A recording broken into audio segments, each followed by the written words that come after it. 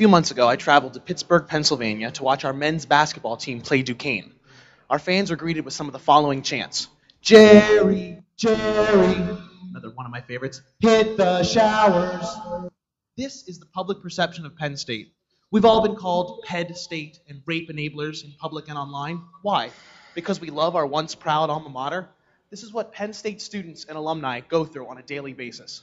As elected, or more accurately for most of you, appointed Board of Trustees, I ask, what are you personally doing with your position of power to help serve the Penn State family? How are you helping us with our daily battle against this public perception?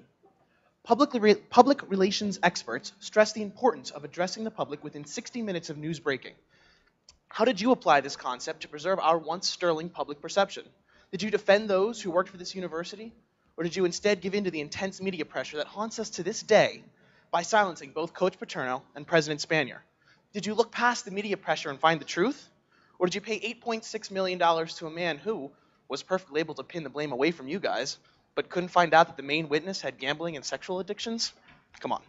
Did you recognize Attorney General Frank Fina, with full subpoena power, said Coach Paterno was not a part of any cover-up? What a great untapped opportunity you had to change the public perception of Penn State. By doing nothing, you let one of our school's greatest educators continue to be slandered while wasting an opportunity to change public perception yourself. Not learning from the board's mistakes, Governor Corbett, with plunging approval ratings, recently appointed Mr. Cliff Benson as one of the 22 board members alumni are not allowed to vote on. Mr. Benson served on Sandusky's Second Mile Board of Directors. Is appointing someone with Second Mile ties really a good idea, given the current public perception of our school?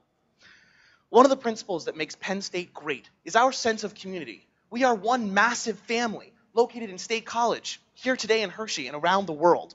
I yearn for a day when I consider the Board of Trustees part of that family, a trusted and valuable entity, as you used to be. But right now, most alumni don't include you in our Penn State family. Don't believe me? Ask the incumbents who've run for re-election. Groups have formed for the sole purpose of removing old board members, and legislation is currently on the state floor to change the makeup of your board.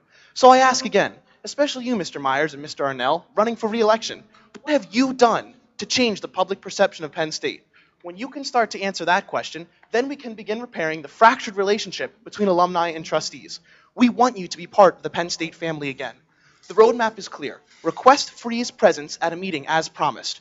Apologize to the Paterno family, and take a stand against the NCAA's tyranny. Stop fighting Mr. Bagwell's attempts at finding public information. Changing the public perception of Penn State requires the Board of Trustees to follow through with the transparency they preach. This is how you can change the Board of Trustees and the public perception of Penn State. Thank you very much for your time.